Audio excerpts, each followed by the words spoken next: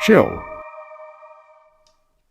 Hello, everybody, and welcome to VFX and Chill, a show where we expand your knowledge of visual effects used in movies and TV shows.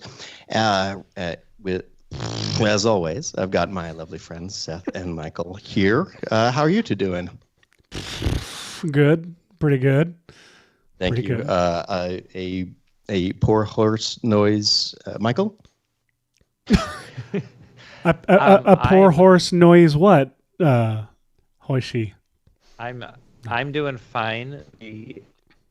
This is a little hoarse. I spent last evening hanging out with the fine folks at the Music City MoGraph Meetup, which is when Nashville motion designers get together, hang out, and talk shop. Nice. Happens every third Thursday, usually at Fat Bottom Brewing. And I spent most of that 3 hours accidentally demoing Red Giant tools. Because what happened was I was talking about real lens flares and about what makes it different from other. Well, true. I was talking about what makes it different from other lens flare tools out there, and I was like, well, it'd be a lot easier just to show you. So I pulled my laptop out, and then I kind of did a quick demo of it, and then someone's like, well, don't stop now. Show us more stuff. And they had some more questions about Magic Bullet looks, and the next thing I know, it's 3 hours later, and I'm still demoing. So, Thank goodness. Amazing. Well, no one told me about magic, that. Nah. It's on meetup.com. I'm never on meetup.com. I always think about going, and I'm like, why would I go? There's nothing there for me. Or whatever. So, yeah, me neither. But then there was that. So yeah, Music City MoGraph Meetup every third Thursday. Hey guys, is today a good or a bad Friday? Today, it's a pretty decent Friday. Oh, right. Yes. So happy Good Friday to everyone who celebrates. Or happy is not the right word. You know what I mean? Good Friday. Look, it is called Good Germany Friday. are off. It's misleading that you think you can't say happy. Well, I mean, it's a somber day, but the result of it, for those who believe, is quite positive. So, and for those who don't, it's not. It's no deal. It's anything. It's just another Friday. another Friday, another Good Friday. Hey, everybody. Michael Pollack signed up for the meetup. That's a different thing, Pollack. You're going to want to not attend that, depending on. No. Well, I mean, depending on what you're looking for. We do not. I mean, you might want. You might actually get what you're looking for if that's what you're looking for. Okay, what are we talking about today, Hash? Well, today on VFX and Chill, we are talking about this weird and crazy announcement of something that is coming to the Las Vegas Sphere. Now, likely you've seen clips of the Las Vegas Sphere. It's this humongous spherical building with a giant LED exterior, which is often covered with stuff generated in Cinema 4D. Yeah, but the inside of it is also a theater, and the biggest, most wraparound screen in the continental United States or something like that. It's a humongous 16K screen, and we're here to discuss the idea that they wanted to bring a classic movie, The Wizard of Oz, one of my very, very favorite movies, super instrumental in the formation of my imaginative world. And they're actually going to try to imagine even more of the 1939 MGM classic by expanding this 4:3 film into a 16K 180-degree movie using what they keep on saying is using AI with the power of Google AI. So here on the screen, it's our friend AI. You can see they pan over to the audience here in a second. So this is the expansion of this movie. It's like imagining if you could see a movie without its letterboxing on. Open gate. And sometimes you can. Sometimes, if you look online, they have a lot of clips from movies or trailers that are open gate because if it was shot spherical, not anamorphic, a lot of that letterbox is added, and a lot of time back in the days when things were projected, and I'm very passionate about this, distributed and via film. It was up to the exhibitors to put the letterboxing, the mats at the top and bottom, and sometimes they wouldn't be perfectly aligned, and so you would see boom mics pop into frame, and somebody on YouTube, there's an account that posts only like open mat stuff, and it's really interesting to watch. I like that we are cropping off part of this video, so it's the digital expansio. Oh yeah, it's fine. It's where it works. I like it. And so this right here is that taken to the extreme. It is the most extreme level you can imagine. So yeah, there's the original footage up there in the corner, obviously, and the rest is an AI expansion of the movie. Basically, like taking a photo, doing the uncrop thing in Photoshop, and then just saying, "What do you got, Johnny?" and generating some kind of craziness. And it's very impressive. It's really neat because like the horse is back there doing horsey things, and like it's a lot of work, and they also had to upscale it to a screen of this size from that ancient film that they had, which is not in the best of shape. They also had to do some upscaling shenanigans as well. Patrick GG is saying, "Hey, that looks dope, but how's the Google AI doing it? Is it an LLM trained on copyright material? It's trained on the movie, actually."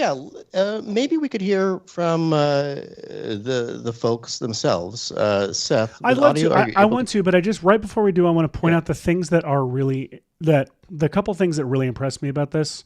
Well, I think it's super impressive too. One that's fascinating to me is that if you look, the camera that's filming the screen is panning here, but it happens to for some reason match the panning in this in the original, which is interesting to me.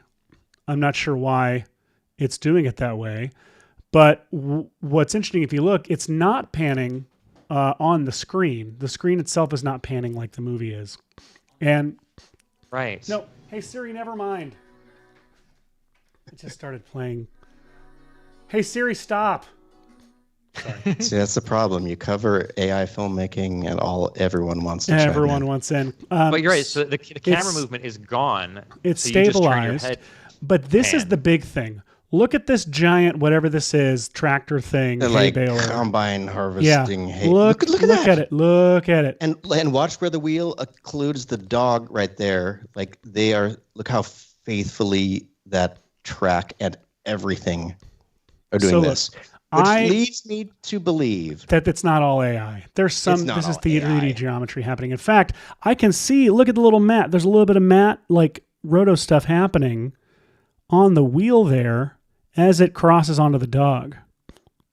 Mm-hmm. Yeah. But no, this is very, very cool. There's some AI involved, but also a lot of human work. How many people work? Play the thing. Just like any good AI, there's plenty of human work happening here. Yes. Is it going to be this one or this one? This one, yeah, with the audio. This one? Yeah, with Jonathan Frakes. Okay. Hang on. Oh, I turned my audio down to save people. Here we go. The original movie is in a rectangle. Inside the sphere, it would be in a rectangle that's bigger than any other rectangle in the world, but it would still just be in a rectangle. We had to figure out super resolution, outpainting, and performance. We've talked about doing it in different ways, and we realized that we really needed to do it with AI. So let's break down the challenges just a little bit more specifically. We actually had to add in and restore more detail than existed in the original film. As Michael said. The second problem is we needed to complete the characters that were cut off outside the field of view of the original cinema production. The hardest part.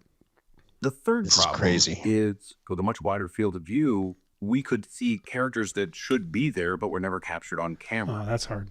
And so we needed to generate those performances completely. We needed to use AI to train on all of the material in the original movie to effectively reconstruct a memory. Then we could transport the audience back into that memory of the original movie and reproduce that experience in the sphere.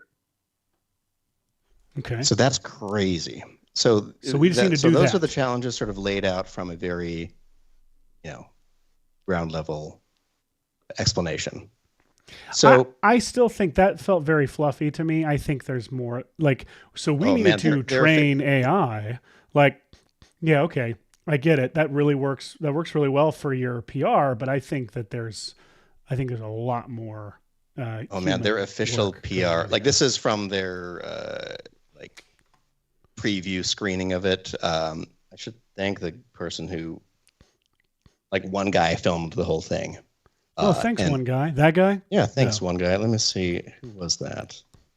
But can I just say, filmed it in portrait mode inside the sphere.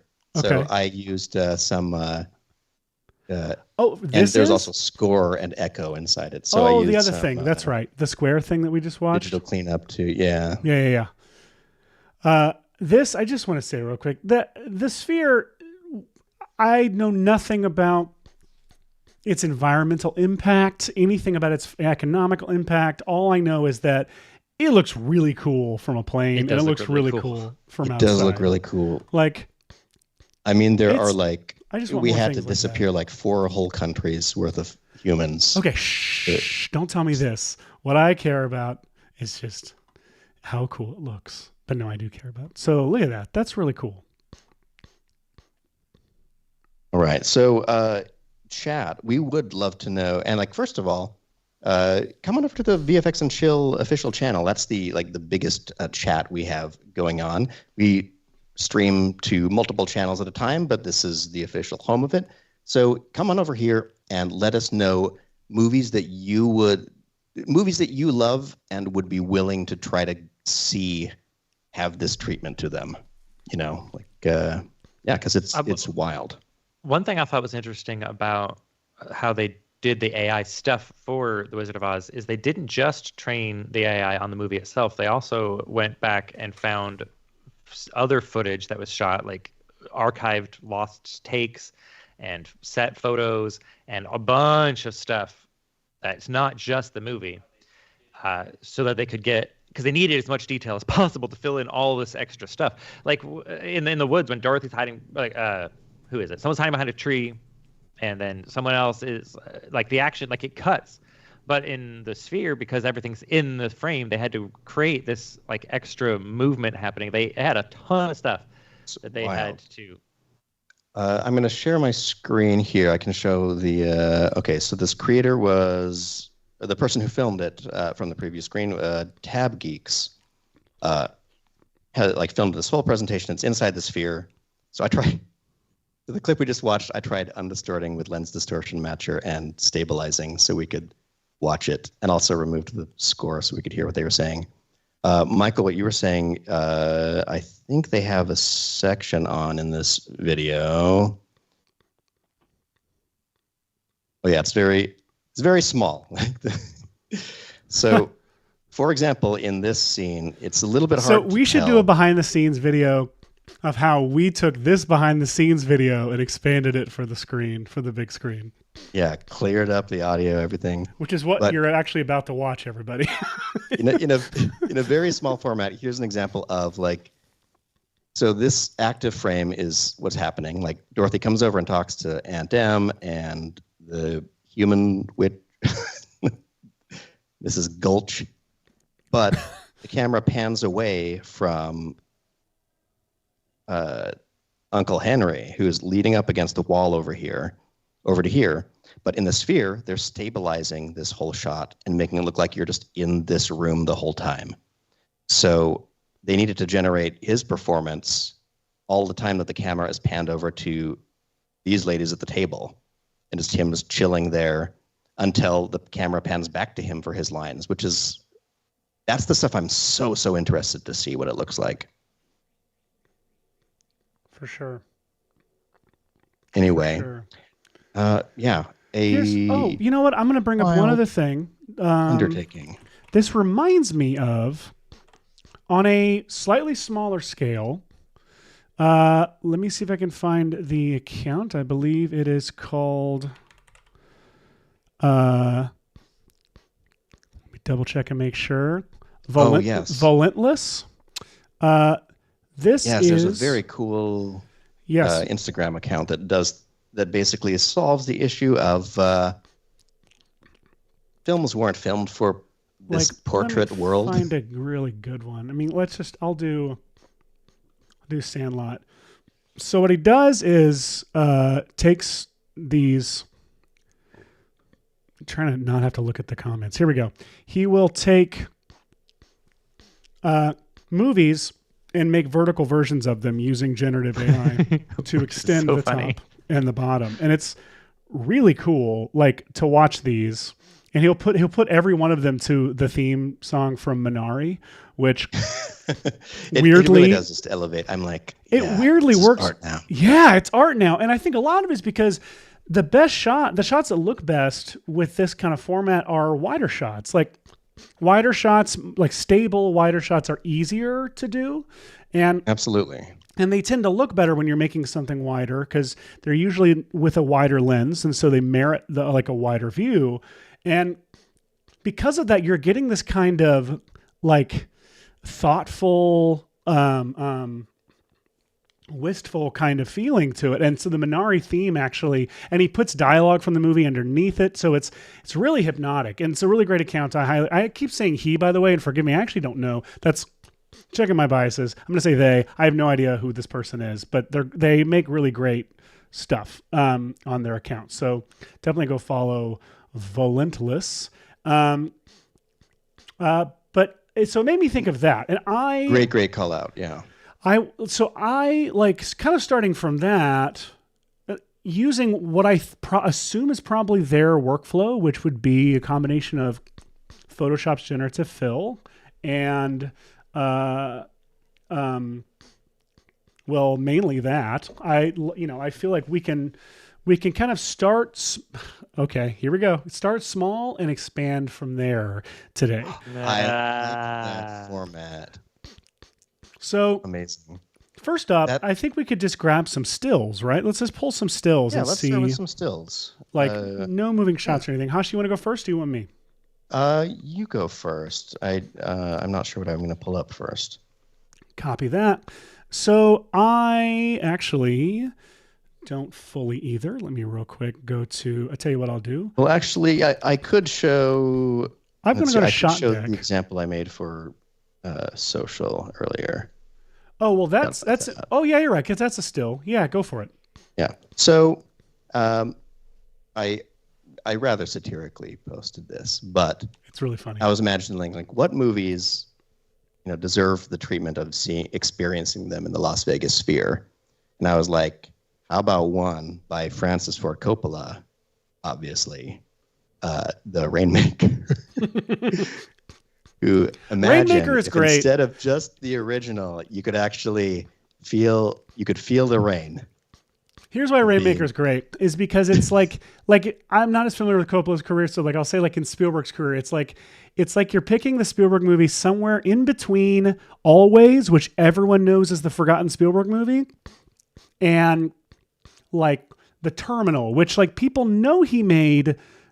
But it's like somewhere in between there where you like forget like the movie that is like War Horse would be somewhere in the middle. You picked War Horse. Like Rainmaker is perfect. But yeah, basically the process was this was actually a little bit different because this is a real location in the Rainmaker. And so I actually went to that's tricky. Google Maps because they've got all the data because Google all over this. Well, the downside of that, though, is that people know it, so it has to match. The upside is you have the visual data. So they had a 360 image of the outside of this courthouse. The funny thing was that when I originally did this, I was just using the standard way that you would do this. You would load your image into Photoshop and go to the crop tool and say, what if we were to have this image inverse cropped? And then instead of saying enter up here, you actually go down here and say generative expand. And you can type info here if you want to guide it, or you can just say generate and it will think about it and try to come up with what it imagines ought to be out here. So here I never know what I'm going to get, but we'll see. Boom. So this is one version that it came up with. This one, that's respectable. for parts. And then this one where they're walking through this fountain. One thing that I did was I did a pass with generative fill on this, and it added people. It assumed this was the end of the building and put like a park over here. And so then when I went to Google Maps and was trying to find the right side of the building with the park on the side, you got confused. And then I realized I was looking at the generative filled building where this was the corner of the building. And it took me forever because I was like, I swear to God, that's the same statue and the same lamppost, but there's a park to the side. So silly me. But anyway, this was mostly actually me warping and liquefying this actual Google Lens photo to try to round out the rest of this. Oh, interesting. But, well, I can kind of show what the generative fill workflow actually looks like. It's interesting. You used a real source for this. I'm going to pick this frame from the show Twin Peaks, but I figured it'd be a good still to use. There's no motion on this. What show is that from? Still frame from Shot Deck. What'd you say? What show is that from? Lost. Sorry, it's from Bull, my favorite show. So I am going to first thing. I think we agreed on a resolution that we wanted these to be at, which I think was 1920 by 1440. Correct. Yes, a nice, a giant. Yeah. Yeah, I think I'm going to make it even bigger. I might bring it down to here, and. You know what? You made that template. So why don't I just go in here and go to your template that you made for us, which I believe is somewhere in here. Theater template. Big picture where Rainmaker currently sits. And if I bring this comp down into here, and then I open up the theater that you created, I can see where that will be. You can delete all those logos. That was just me. Oh yeah, that's funny. Doing you were some just tomfoolery. Trying to fool people. So what I might actually do is go back into big picture, add a new solid checkerboard, give it a checkerboard, and put it underneath that. So then I can go into here and see what'll make up the screen. Now, I actually think, and if I go and I lock this in the composition view and I go back into here and I scale this down, I can start to see. So this is an important consideration. Because we were talking about this, back in the early days of cinema, maybe not earliest days, but I know there are a lot of classic films that have the titles are slightly higher than centered, and it's because it was accounting for the audience members that might be seated in front of you in non-stadium seated theaters.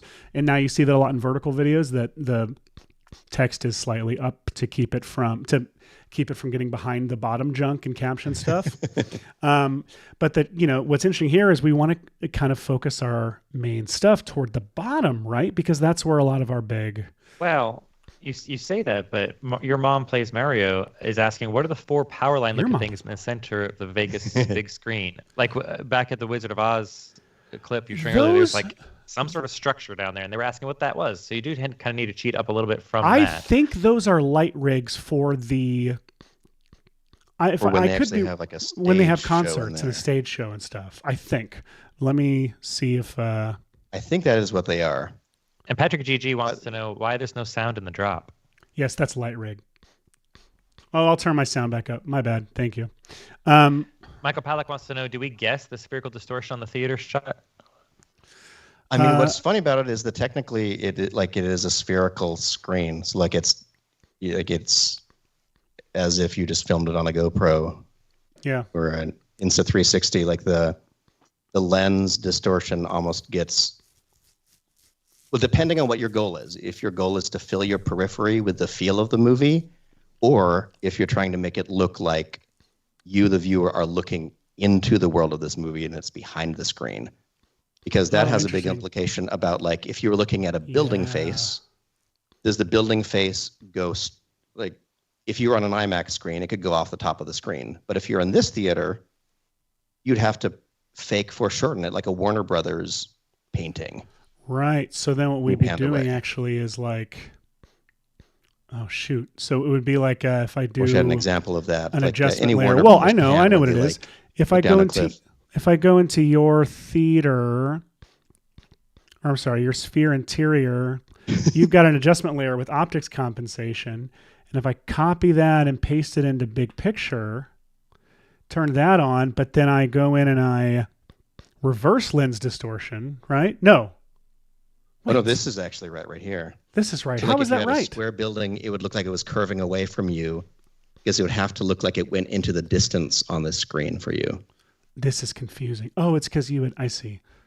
I should find an example of it and do it both ways. You should. In the meantime, is this kind of the size we're thinking? Like, is this I like think that's a good, yeah, because it's got to be wraparound immersive like this.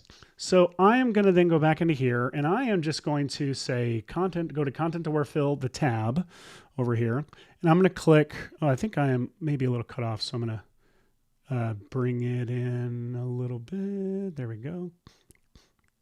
I'm going to click this button that says create reference frame, and that's going to open up Photoshop.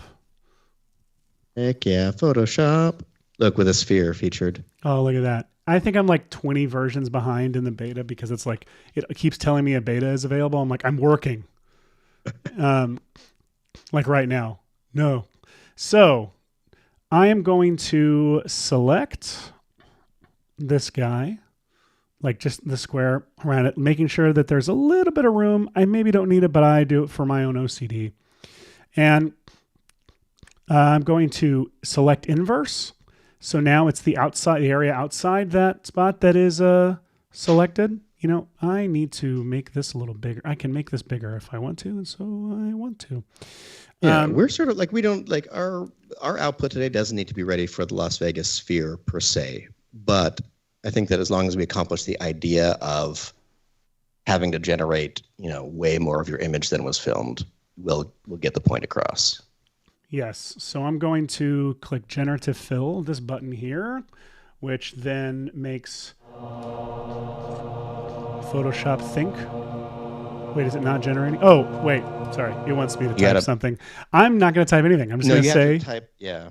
What do I need to type something? Press generate and then you press generate again. All right. Generate. Getting a prompt. During this break, I'll call out that your mom plays Mario, who just asked about that lighting rig, is my lovely wife, who just my mom will play Mario for your lovely wife. Oh, look at that. Look at that. I've got three options. In the twin. I've got this. I've got this version with this weird billboard, like billboard for Google AI. And then this with a weird like prison over on the left. I'm going to go with this version right here. That feels the most like. It felt pretty natural, actually. Yeah. And I'm just going to hit save. And then I'm going to go back into After Effects. And if I don't, it's right here. But if it's not showing up, I'm just going to purge the cache, which I've got a button here that does it. But just in case you don't know it, you go to, I've actually forgotten where it is because, wait, I've forgotten where it is because I have this button. Thank you. Edit. Purge. All memory and disk cache. Boom. There it is. So now, okay, if I go into, thank you for telling me, buddy. If I go into here to the theater now, there it is. I've got, that's pretty cool. I'm going to get, let's see, where's that AI generated title coming from? Probably that, in here. I got rid of it. So there we go. Now I've got Twin Peaks in the sphere. All right, so that's how you do it with a still frame, right? But obviously when things get moving, that gets pretty complicated. So here's what we're going to do. We're going to take a quick break. When we get back, Hashi and I are going to break down. Well, I guess we'll start with shots that maybe the camera isn't moving, but things in it are, like grain and people. We'll go into that next. So we're gonna take a quick break. We'll be right back after this. Hey. I just want to take another look at you.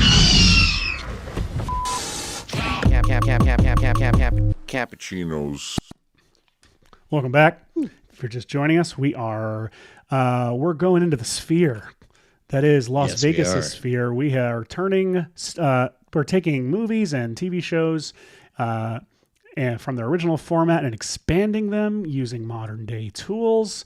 speaking of modern day tools, I'm Seth Worley, and I didn't want to call you one, so I'm just reintroducing ourselves. Seth Worley with me, Michael and Hashi. Always include me in the tool bag. And Hashi, what are you working on over there with your modern day tools? Well, I thought that 1939 for The Wizard of Oz was a good pull, but I also think that maybe we could go back even further. Nearly 100 years ago to the Fritz Lang masterpiece, Metropolis, which is the most overly ambitious movie for 100 years ago that you can possibly imagine. Yeah. This is insanity.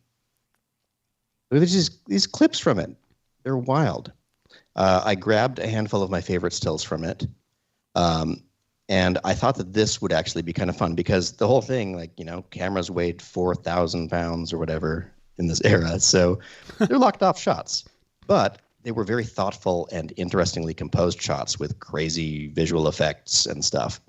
I know that Corridor Crew did an awesome breakdown of some shots like this, where they literally, they built a set for these people to be on the stairs, but then also had a nice Pepper's Ghost illusion double exposure of a scale model that's over to the side of the camera here to create shots like this.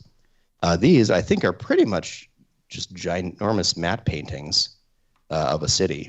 And I wanted to start by talking about one of these clips in particular. So I didn't go with as large a scaling down of it because it's this big wide shot anyway, but I was thinking that this shot is kind of neat because it has a handful of elements that fly through it and in and out of frame in a kind of low challenge way. So doing the same process you did earlier by creating a reference frame from this with an alpha, I was able to create a reference frame that looks like this. So here's kind of a whole landscape that features, let me see if I can maybe turn the opacity down so you can see, generating this exterior part of this image. So kind of widening the scope a little bit. I figured since it was a wide shot that this would be good enough.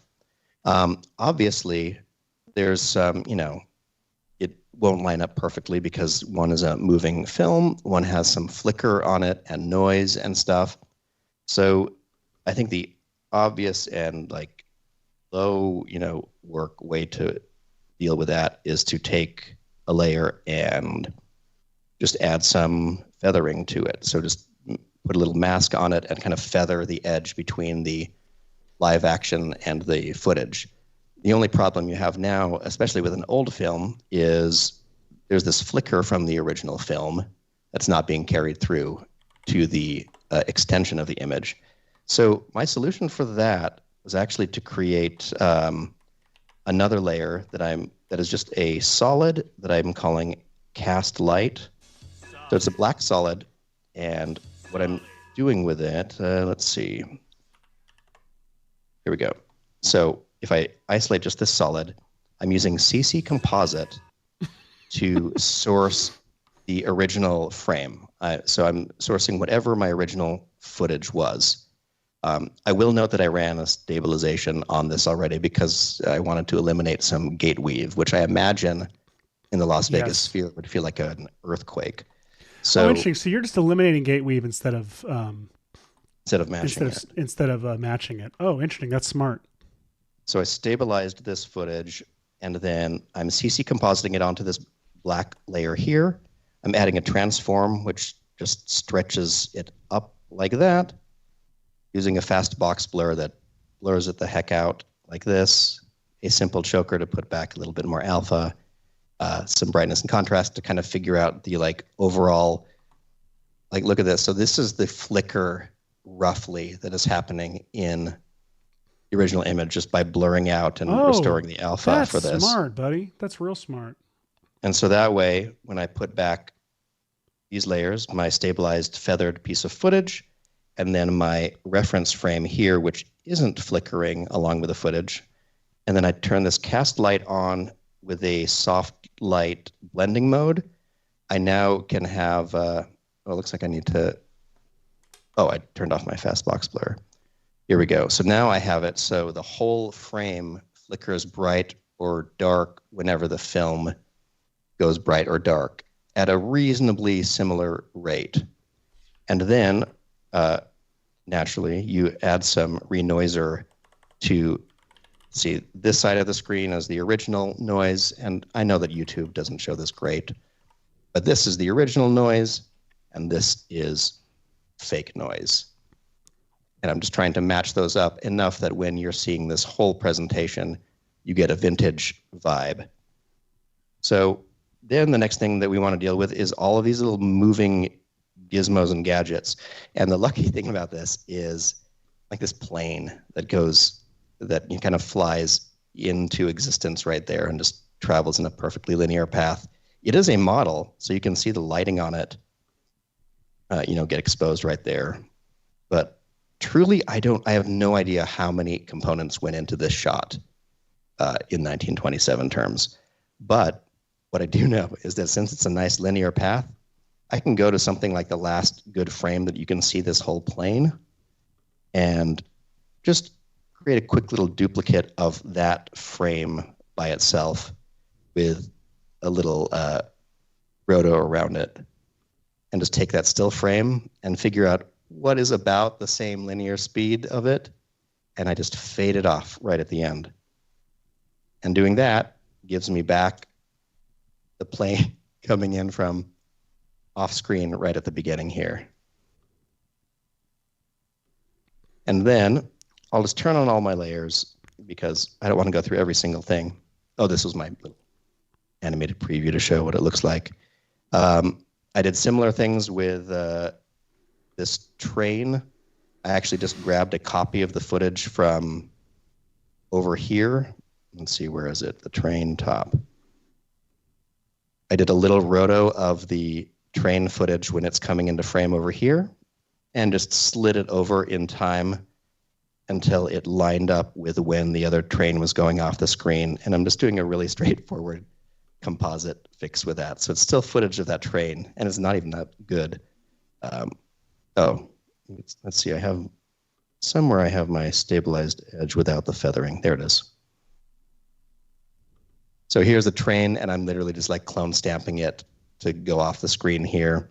Same as this bridge, which you can see I needed to extend. So I just copied the footage, added some CC light sweep to have some of it go dark here out of screen and stuff like that. So this is a fun one that is purely in the world of just a lot of little After Effects compositing things to do.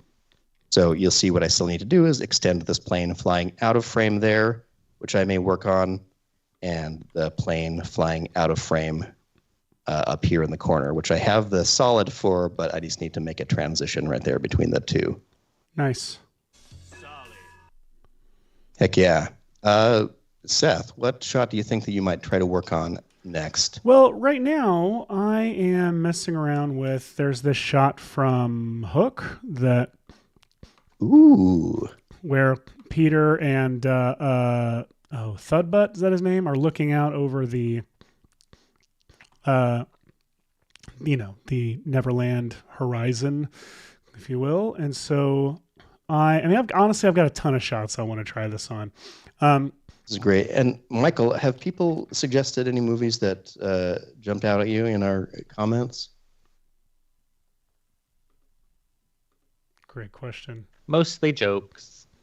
Excellent. Like wanting to see the cube or the sphere. Michael Crichton's sphere. I don't think they specified. Well, I just did. Sky Captain and the World of Tomorrow. I got to see the sets for that movie when I was an intern at Paramount. There were sets for that movie? Ginormous green screens with railings.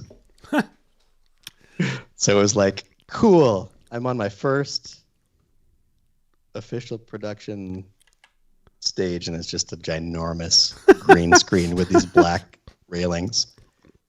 Though they had the Lemony Snicket house in one of the studios, and that was pretty cool. Because it was like all like foreshortened and like, but yeah, full exterior. It's crazy. Good days. Someone is talking about 2001. So there's that. Ooh, yeah, we've got plans for 2001. Don't you worry, that's coming. I do. It's on its way. So here we are in the sphere. Star Wars Trench Run is also a suggestion. Oh, that would that's be wild. so much movement. I feel like people would die because, like, I don't. That's my question is about the sphere. Is like, my question about the sphere is how. Like, if you're filming a movie that is like handheld or has shaky cam for a screen versus a theatrical screen, like, there's a lot of consideration you gotta give the audience. I feel like you. Also, Patrick GG says they asked for Oppenheimer, and that was asking for Oppenheimer is not a joke. But I think it is funny because of their whole everything's practical, and then you have to digitally recreate the rest of the movie. All right. Jason Diamond wants uncut gems to be. Well, I mean, my big question is, like, in a thing like the sphere, like you said, Hash, it's like, are we looking? It's like I kind of come back to like the. This is different than a movie screen in that it's not a window you're looking into; it's your entire peripheral, and so therefore, it is almost created to be like an experiential thing. Excuse me, to where you are in the world almost and surrounded by it, which makes shots where you are like flying all over the place, and especially if it's like a POV shot and you're, diving down into the trench and flying through it, I feel like you then like I don't know where the audience and the point of view plays into that.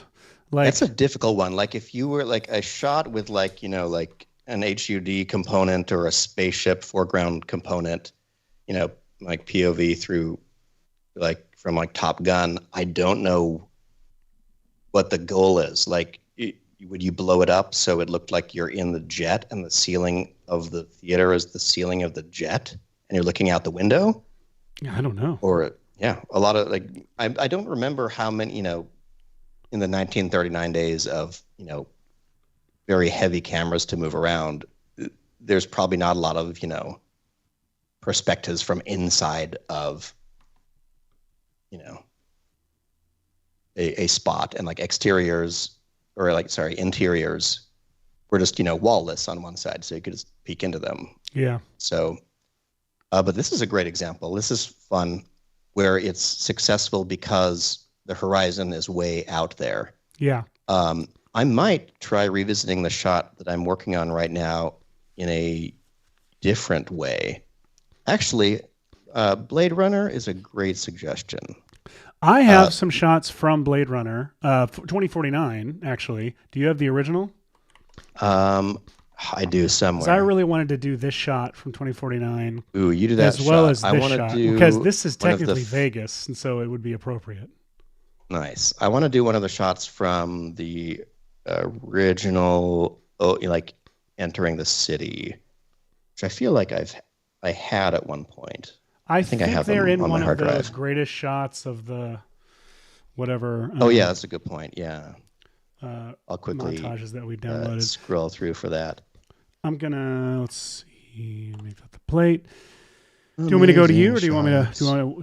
Do you want me to? Give me just one second to look through my footage.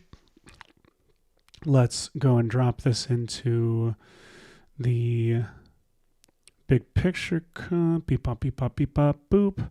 This one's going to be tricky because this one is this one is moving.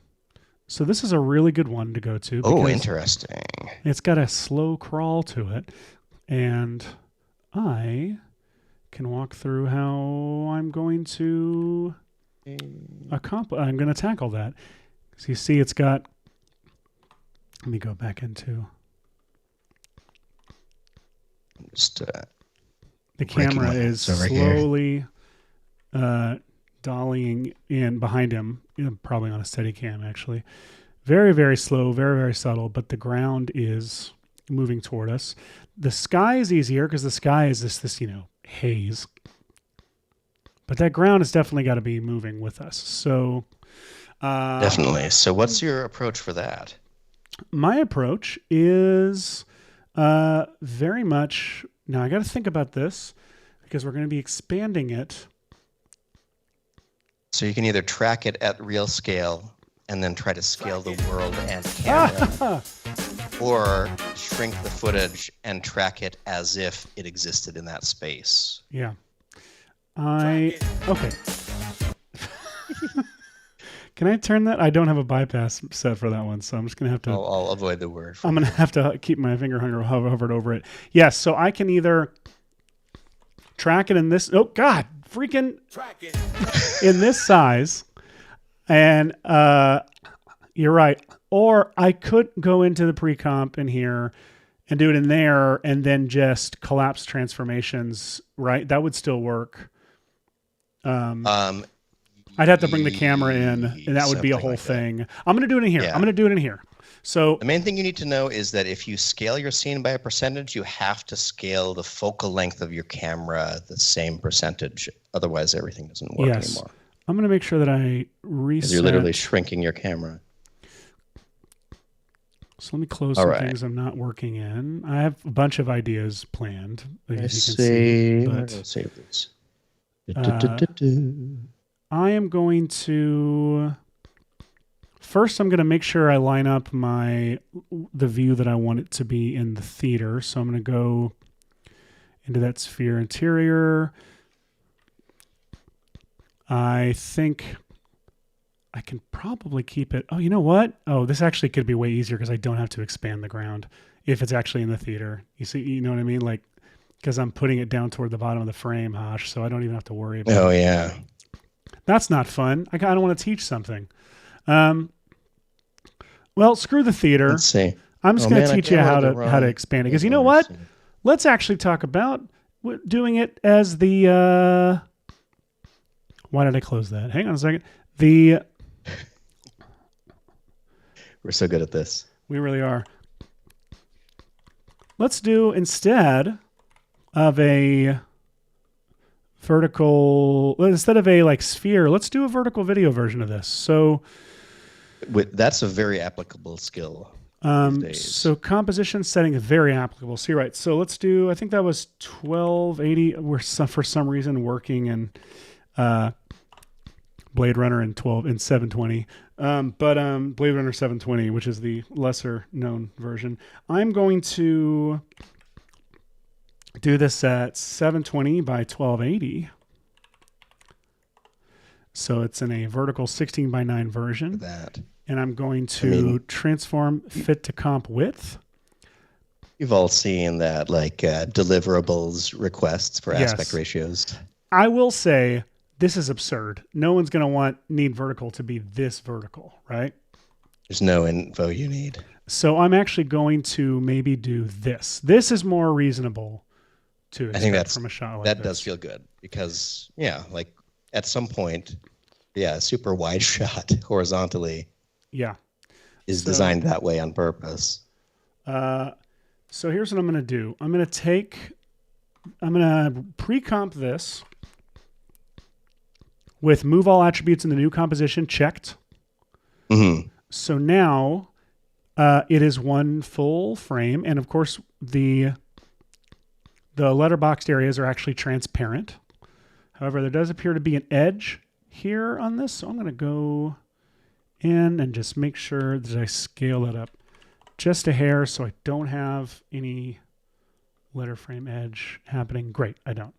So I'm going to, I think I'll start on the first frame. And I'm going to do a couple things. I'm trying to think of what I should do first. Maybe first I will do, you know what? I'm going to go over to this tracker panel here. And I'm going to say, okay, hang on. There's actually two ways I could do this. I'm going to do it this way. Track camera. Nice.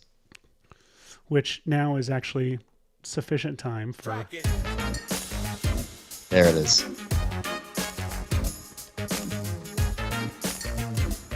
Actually, it might last a while because it still says initializing. Excellent. Well, if you want, you can come over to me. I'll show it's tracking. An interesting challenge that is a little bit different. So, okay. Go for it. Here I come. Let's see. So I'll make a new composition that is, what did we say, 1440 by 1080? 1920 by 1440. 1920 by 1440. So I've got this still from Blade Runner, and this runs us into that issue that we were sort of talking about if you're supposed to be experiencing this in a spherical projection mode, or if you're just watching it on a very big screen.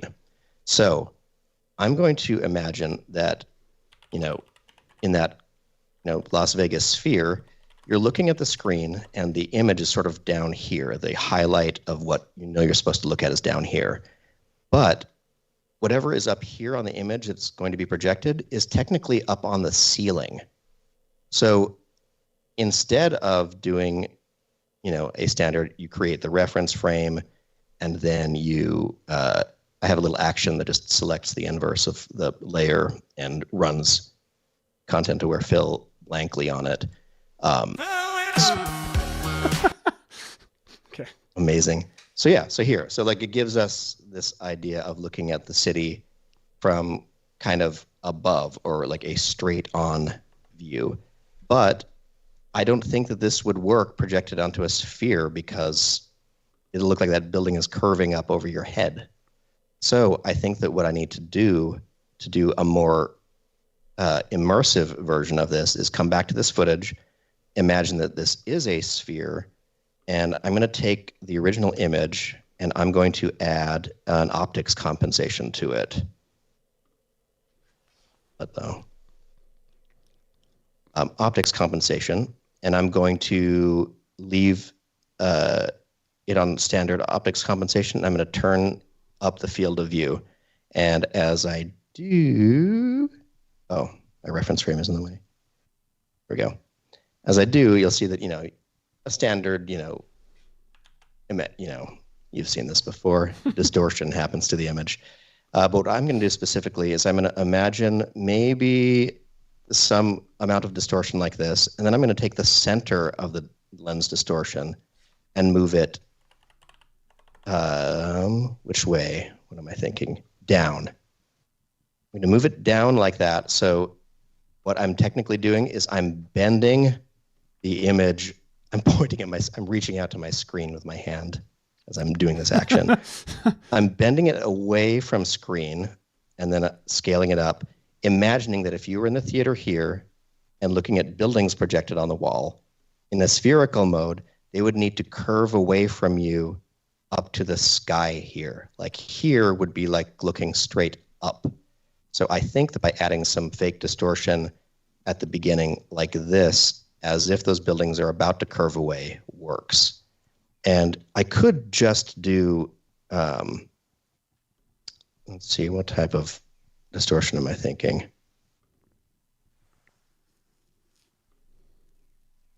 I'm unsure. We'll see. Either way, I just want it to hint that these buildings are going to get foreshortened, and you'll see the top of them here. So let's imagine right here for some reason. All right. Create reference frame. Let's run this on it. And this will be without any guidance. Let's see what it generates. Likely I should have said a fisheye view of buildings stretching up into the sky. And actually, just that little bit of distortion did what we hoped. This is probably the best example. So if you're in the theater here and you were looking up, this building is bizarrely distorted right now. But if it were projected onto a spherical screen, it might look cool. Let me just save this for a second, bring it back into here. Now I'm going to take this comp right here. Let's name it something. Let's call it wide, I don't know, Blade Runner. And then we'll put that into another comp. And in this comp, I'm going to add the effect horizon and use itself as an image map. Effect Horizon is my favorite Paul W.S. Anderson movie. Is that his name? He's not Paul Thomas Anderson. He's the other one. So right now what's happening if I put a camera in here is it's bent the image all around a sphere. Another way to demonstrate that is to go up to Horizon's settings here also and say instead of covering all of the actual horizon, I want it to fill about 180 degrees or 200 degrees, let's say, of the background. And in terms of the ground plane, I want it to cover let's just say 90 degrees worth. So now if I move my camera around, you can see that what is sort of happening is as I look up, it's like you're looking up toward the building or whatever. So I do think that this kind of would work projected into the sphere because this part is technically above you. I feel like I should do this in real 3D so people can actually see what's happening or see what my theory is. I could do this. This is dumb. Can use the effect sphere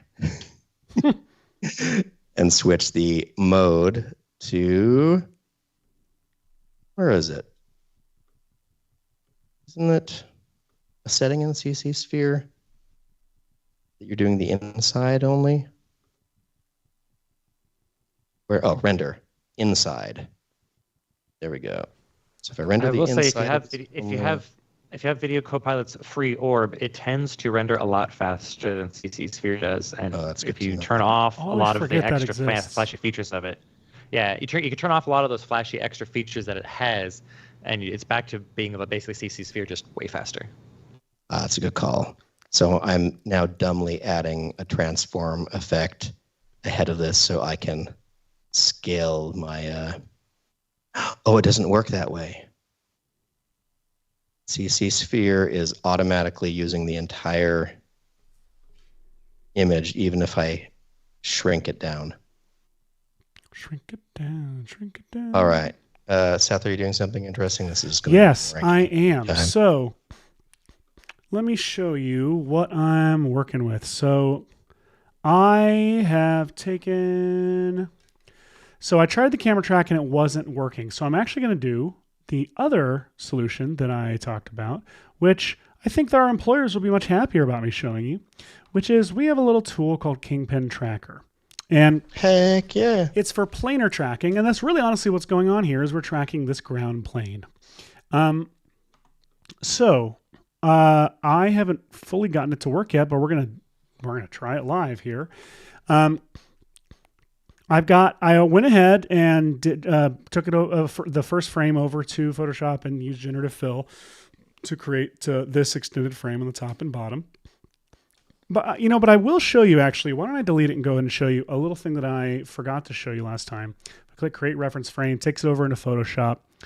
I am going to, instead of manually selecting the area, I'm going to go over here to reference to like this layer, and on the preview of the layer that's over here in the layer like stack, I'm going to control click or right click that preview, and I'm going to click select pixels. And now there's no bleed or overlap happening. It's just selected the visible part of the part of the frame that has any alpha value. Then I'm going to go up here to this little button that will invert the selection. Click that, and now it has none of the actual image selected, as everything that is not the image selected. So in this case, all the transparent part. Now I'm going to click generative fill, and then I'm going to click generate. And it's going to not do anything. I'm not sure why. I'll do it again. Generate. I might have accidentally clicked something that You're made it stop. Totally right, Jason. What? That we're basically manually creating equirectangular, or that's what I'm doing for sure, is trying to make 100% what you're doing.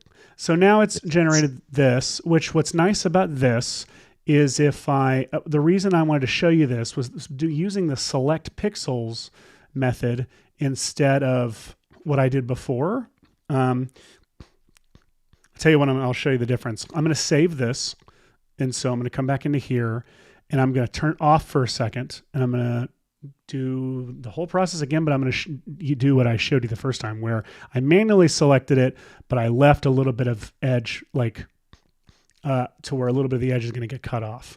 And I invert the selection, and I hit generative fill, and I hit generate. This is great, but the problem is... One of my favorite things that generative fill will do sometimes is add an end of your photo, just put letterboxing on it. Oh, randomly do that sometimes. Yeah, it makes no sense. So come back in here, and there that is. So I'm going to just, this is the part with the cropped edges, and this is the part where it's right at the edge. So with the cropped edges, watch what happens if I turn this on and I hit play. First off, I left out a step. On both of these, I want to, while being on the frame, because it's only one frame long, I'm going to go to Layer, Time, Freeze Frame. And then I'm going to stretch it out for the rest of the comp. And I'm going to make sure I do that down here with the edge, Bono in the edge, freeze frame. Speaking of the sphere, the edge has been in the sphere for a while. So the edge has been in the sphere. If I hit play, of course, it's just a still frame.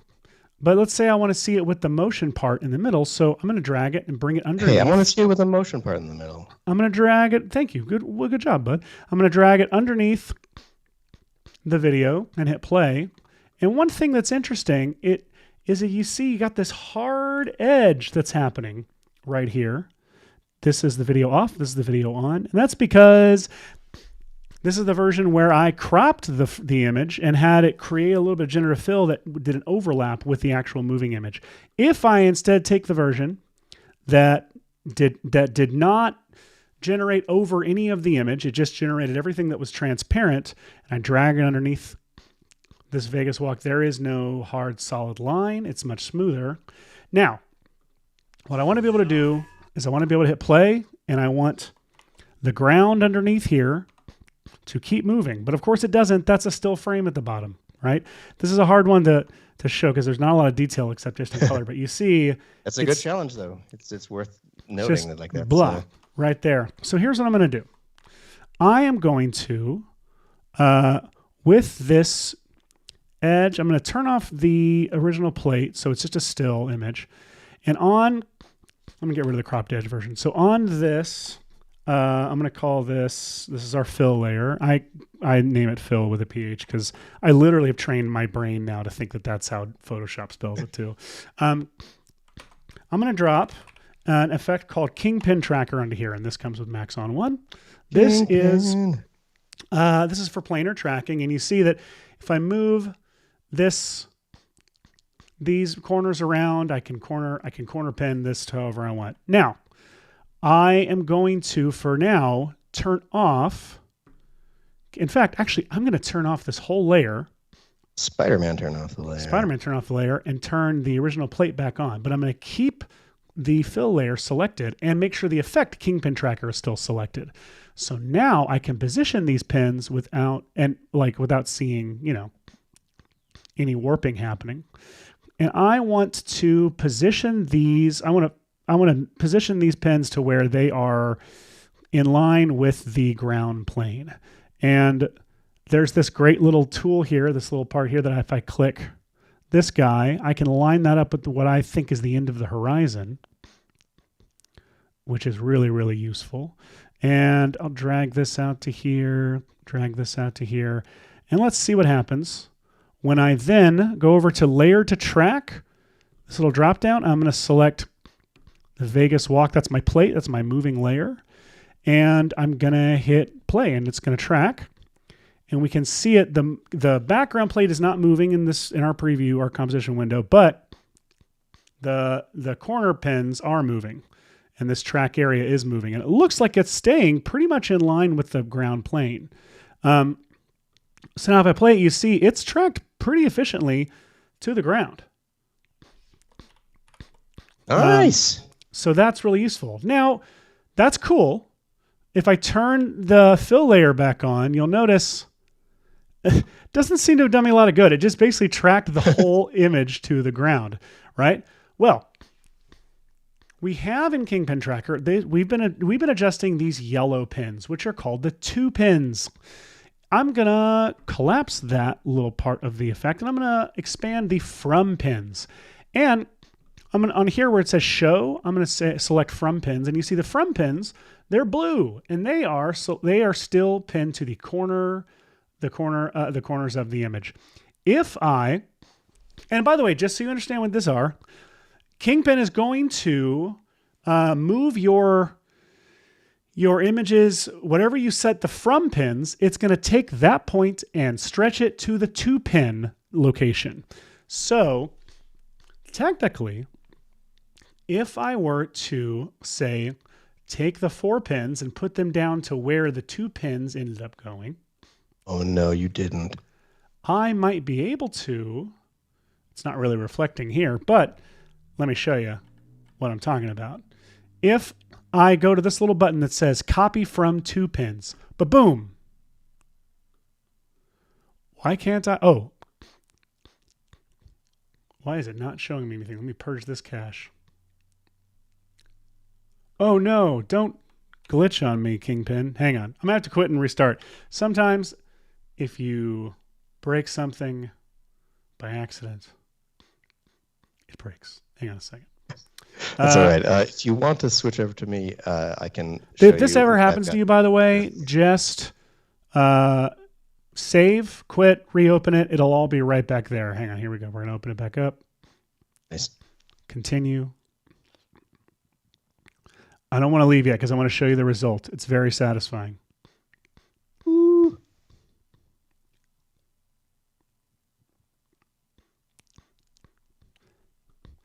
And that result is going to be anytime. Right here it comes. Here. So let's go to, we said copy from 2 pins. So what that did was that put our 2 pins down here to match that the 2 pins from that first frame. And you only want it, it didn't copy the keyframes, it just copied the positions of the 2 pins from the very first frame, which is the frame where our still lines up with the image, because it's the still that it's the frame that I use to create the generative fill layer. So here we go. I love it. I'm going to hit play, and you'll see now this still is moving. It's warping in a way that keeps it lined up. It's no longer like stretching the whole image down to the bottom. It's just stretching. It's basically, I wish I would had a better way to describe this. So it's fun to watch, but if I drag this underneath my moving layer, now my ground, that area underneath, it stops lining up right around here. And that's mainly because there is a vignette on this original frame. And so as this part of the ground starts to come here, another thing that's happening is that the light is changing, like on here. So with the way the dust is moving and everything, but that's okay. I can get away with this by, if I want, I'm going to just, I'm going to add a mask to this layer. Do it. And I'm going to actually give that a little bit of bleed room, but I'm going to go in here, and this is my favorite trick. Mask feather, I'm going to alt click on it. No, sorry. Not mask feather, mask expansion. I'm going to alt click on mask expansion. I'm going to pick whip to mask feather and then add asterisk for times or multiply by -1. So now whatever I turn the feather up to, it will de-expand the mask so that it doesn't ever show. If I turn that off, you'll see like that feathering does no good once the feather size starts to hit the edges of the frame. So if I turn that back on now, you'll see it's a lot smoother of a fall off. So even when that light changes down here, that's okay. I'm going to want to expand the sides of this out though, because I really only want it to be on the top and bottom. And I also now need to just stretch this top expansion a little better. And you know what I can do, honestly, for that is if I, let's say I want to, I'm trying to think of the best way to do this, the easiest way to do this. So this is the fill layer that's like doing all this jazz. If I just go to layers, or maybe I wonder what happens if I just draw a mask across the top part and then just say subtract. So now the top of the frame is always going to be free up there. I will go to, I forget, I haven't done this in a long time. Can I content aware fill if there's a feather? Or do I want to defeather it first? Yeah, but what it'll do is basically it does kind of like a minimum, like a min-max on the thing where like it'll start below your feather. It'll go for anything that is missing. Oh, do you think I should leave the feather on or no? Try leaving it on. Try leaving it on? Okay, let's see what happens. I'm going to go over here, and I'm just going to, let's see. Our filling method is object. Lighting correction is strong. And I think let's have lighting correction on, just to be safe. I'm going to hit generate fill layer, and it's going to automatically go through and fill in that top layer. So it's analyzing it right now over here. I didn't think to try content aware fill's surface method on the ground. Do you think that would work? It actually might. I actually did some experimenting with something similar, which I could get to after a break, once we see how this result turns out. We should go to a second break after this result. You're right.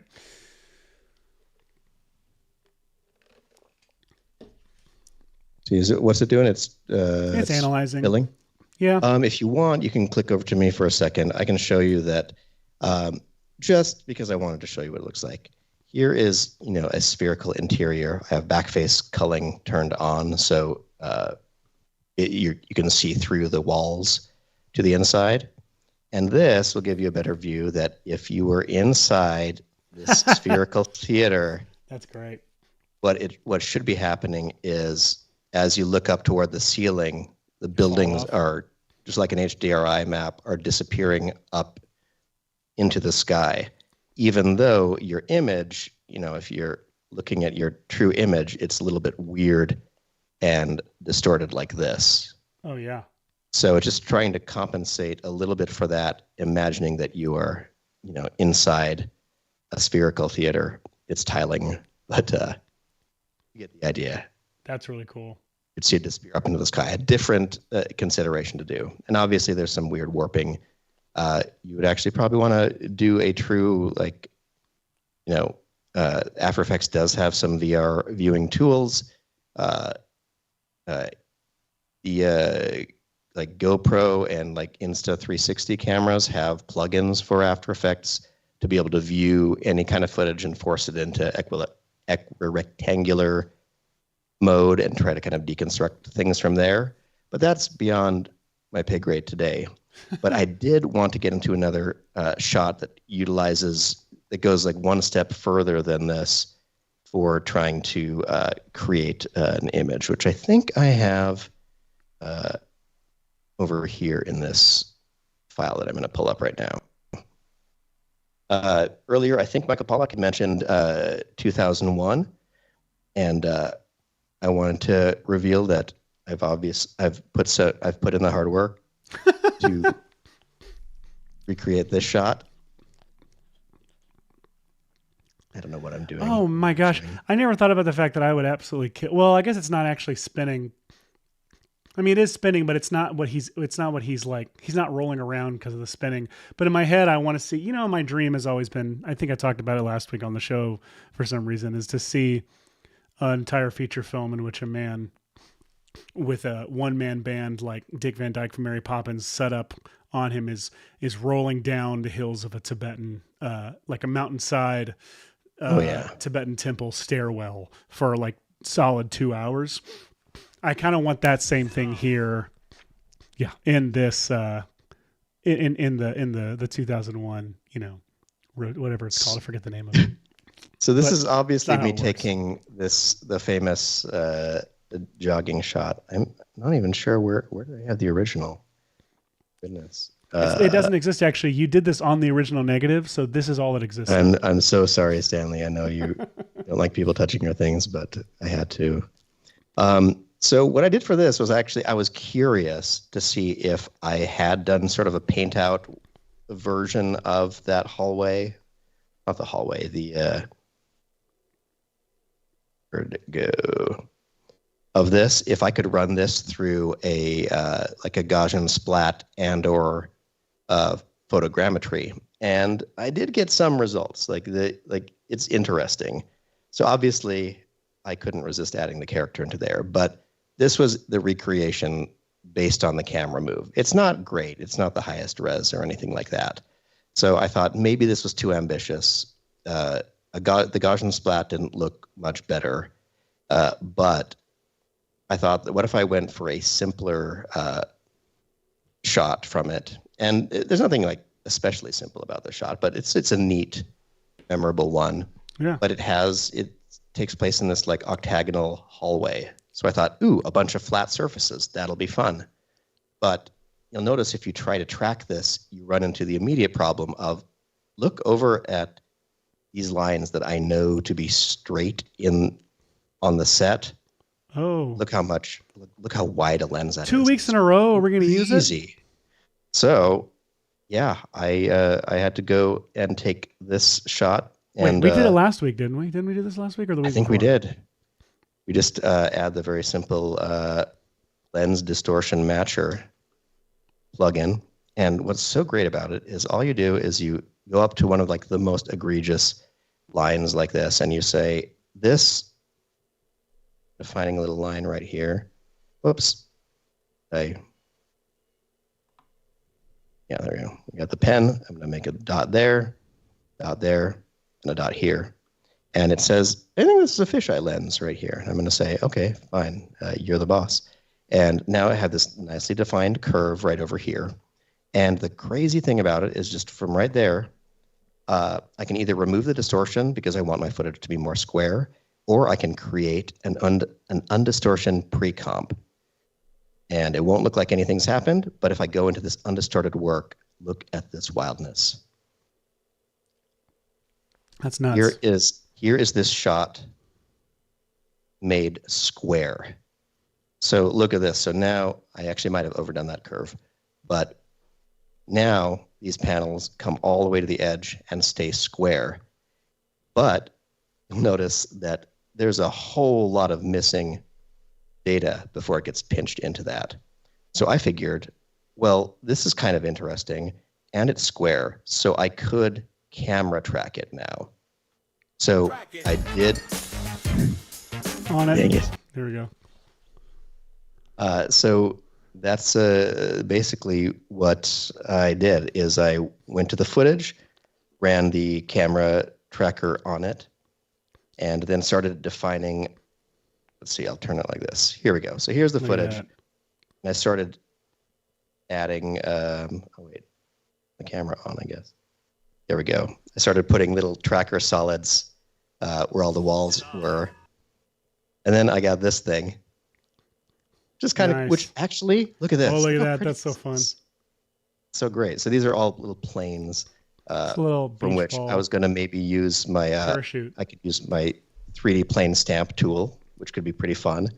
What I actually did, which was going one step further, I exported this from After Effects to Cinema 4D, where I now had, let's see, I'll show you the default camera. Basically, all these solids arranged like a little hexagon. And then all I needed to do was take this very, very first frame, do the process that we've been doing, which is taking all of this empty space and generating one filled in image. I also erased, the astronaut there. So now I have this super wide and squared out version of this that is much bigger than the original, and reprojected this 3D image onto the geometry from frame one. So let's see, I'll turn off my reference frame for a second. So now what you're viewing is the footage, and behind it is a render of that first generative fill frame being projected onto that geometry. And just so you can see it, let me grab my hallway cropped footage. Oh, is this going to be a circular reference if I try to bring it in? It will be. Okay. And I'll bring it in. Okay, so just so you can see, the real scale of this is about this big, the actual footage. And we're generating everything else outside of it. So that's quite a healthy amount to be able to create, like digitally recreate the set around it just by using a camera projection method for this. Look at that, super wide. You could put this in the VR helmet. That's amazing. This little thing is here. Oh, I think that just minor misalignments because it's projecting the first frame all the way to the end of this. So if I get further into the footage, you'll see that the hallway gets blurrier because it's actually taking from the pixels way down there and reprojecting them. But there are ways you could solve that. You could take projection samples like by segment and say camera project these outer ones for that section of geometry, scrub forward, project the high quality version of this frame onto the next group of segments. I'm not going to do all that work right now. But if the Sphere hires me to redo 2001, then I would do all that work. And you should, Sphere. By the way, this is where I've landed. So this is using one frame from Photoshop, from basically taking one frame into Photoshop and using generative fill to fill in the top and bottom. Nice. Taking that frame, freezing it across the composition, and using Kingpin Tracker to track the planar movement of the ground, and copying from the first frame, copying the two pins to the from pins, allowing that ground plane to continue out. I also keyframed a little bit of a levels effect to make it darken over the course of the shot to match the plate as it does that. And then the top, which I really could have probably done with a gradient, to be completely honest, I used content aware fill staying within After Effects to generate the top part. And one more thing I'm gonna try, but I'm gonna do it during a break, is I'm gonna actually copy. I'm gonna duplicate this comp real quick. What comp are we in? Reveal, composition, and project. I'm gonna duplicate that. Open it up. I'm gonna get rid of my fill layers, and I'm gonna leave the still that I made. Turn off Kingpin Tracker. Turn off the level, Spider-Man, turn off all that stuff. Take the mask off. And I am going to make it just last one frame. So it's an official reference frame. And I'm going to get rid of my mask on this layer, on the main layer. And I'm going to try going over to Content Aware Fill and saying surface. So, yep, thanks. I'm going to see what that does. And if it works, I'm going to explain what it did. But that tends to, I know when I had this selected a surface by accident one time, instead of painting out a character, it just mapped the environment to the character and made it make them move almost like it had been painted on them or like they were the predator. But it's really cool. It technically what it's doing is it tries to create a vector map of what's happening in the footage below it and just moves whatever pixels from frame one in the direction of the vector instead of trying to generate stuff in there. Man, I wish I knew. I tried using it for this hallway shot. It did not work. Oh, it didn't work. Well, I'm going to try it for this. And while I do, I think we're going to take a quick break. We'll be right back after this.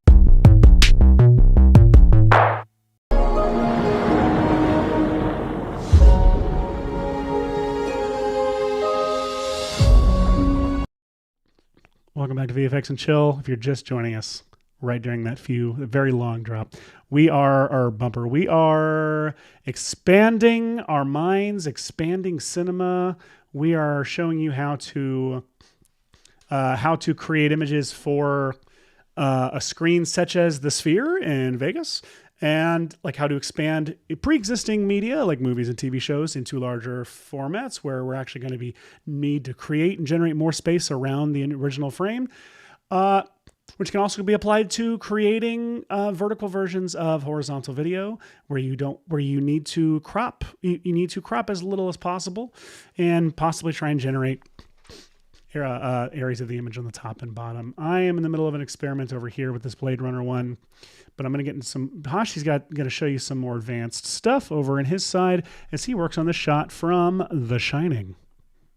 Nice. One of the we've I feel like we've maybe played with this shot before. I don't remember for sure, but this was from some huge comp of a bunch of like amazing cinematic shots for inspiration. I actually, if you look, I isolated this bike shot for you where it's just the bike. Yeah. Okay. So let's do that. Footage folder. Let's create a new. I'm going to do a new project because I'm a very organized person. You all know. Let's create a new project from my standard template. Let's save it as Shining Bike. So misleading. Let's see. Let's open up here. It's under footage here. Shining Bike. It's actually funnier when we hear you looking for it behind it, like talking to yourself. Weird. The first frame. I don't know why it does that. You have to crop off the first frame. Sorry. Silliness. This looks weird. Look at this light pattern lines up with the door, and it just looks like something has been generatively filled right here. It doesn't make sense to me. That's so weird. It's like that shot of like ducks in the water, and there's like a concrete wall reflecting in it, but it looks like a split screen. That chair. Y'all know. Yeah, y'all know the one. This is pretty cool because this is a super wide lens, but it's there's not a ton of distortion, which is pretty amazing. Yeah. That is neato bonito. I do want to call out that Some Nice says that some of the stuff we're doing gives them vibes of the OK Go Love video, which is an amazing video. They used a bunch of robots. Vibes of the OK Love video. I had to. I'm sorry. No, different song. But they, if you haven't seen the OK Go Love video, highly recommend checking it out. I haven't. I generally love their videos. It's so good. Oh, it's very cool. It's the one with the robotic really cool. arms with the mirrors. Lots of robots, lots of mirrors. It does really cool stuff. And it inspired me to do a Tip Tuesday post about that fact that you can mirror and kaleidoscope your particles and trap good particular. Michael, I was really hoping your Tip Tuesday was going to be like how to program an array of robotic arms to like you were working with the same scale as the video, and then it's just you like showing people how to create this elaborate music video. But it's not. It's actually something equally cool. Anyway, sorry. It's just neat that you can do that. David Marin says they're joined late. They're watching on 2x speed. The data catch up, but thanks, gang. So David Marin, when you're watching, as you watch this in the future, we saw your comment. We did. Paulek, I hope your comment is a response to my so singing much that song smarter earlier. At 2 speed. Also, like we're so much quicker with the jokes and the effects. So what I'm going to do is I'm going to take this shot and I'm actually going to trim it down. I'm just going to grab, because I really just want this one little section, trim comp to work area, and let's zero out the start time frame. All right, so I'm going to focus on just this one little section. And Seth, I like the idea of trying to make this vertical as opposed to I think that's a really useful thing. Whole thing, because people need that. So let's create. Let's take. Actually, we'll call this the footage, and we'll drag that into its own comp. But this comp, I'm going to make 1920. Whoops, actually, I'm going to make it 1080 by 1920. The most beautiful aspect ratio ever invented. So actually, for experiences, I'm coming around to liking that vertical, like wide angle, does feel immersive because we're like that. Like, we've been training our brains to see. I honestly, I've talked about this before, but like Meg Stacy, who was the cinematographer on my movie Sketch, which comes out August 6th. She and I have talked about how like we really want to shoot a movie, in like 4:3. Like the idea of like having, instead of looking at it as, you have less like area on the sides and more as, you have more area on the top and bottom to create more interesting frames. I think that way about vertical too. Mm.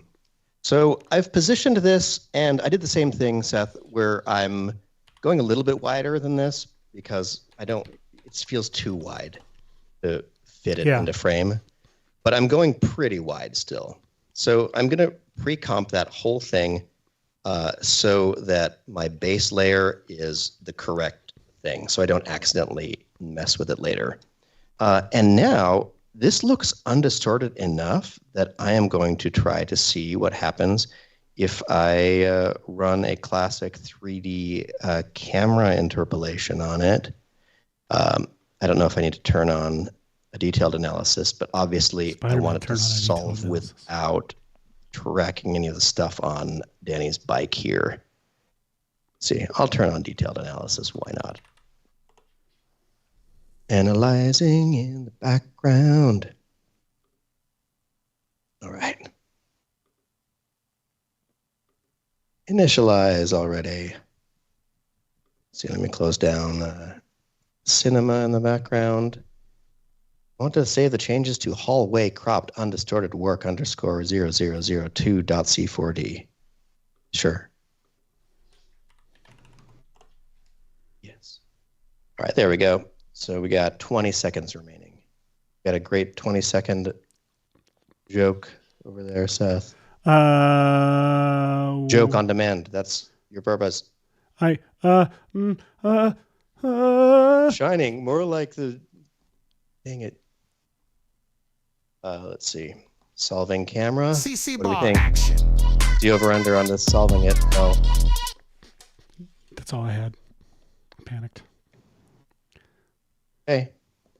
There it is. Okay, so I'm going to scrub through and just look at how valid I think these points are. And they feel pretty darn valid to me. Nice. Look at that. All right. So we're going to go through this process. The reason why we pre-comped it was because this only likes to use the full frame without it being nudged or scaled or anything like that. So the thing that I like to do is I like to go about halfway into the footage. Let's see, it comes to rest here. So I don't know if I should make this my origin point where it kind of stops, or if I should make it about halfway through. I'm going to make it about halfway through. So we'll go into here and we'll select a handful of the ground plane things. And then I'm going to right click and say, create a solid end camera. Now, the way I created that is sort of weird and not very aligned. So I'm just going to use the gizmo and rotate it so it sort of is more lined up with the ground here.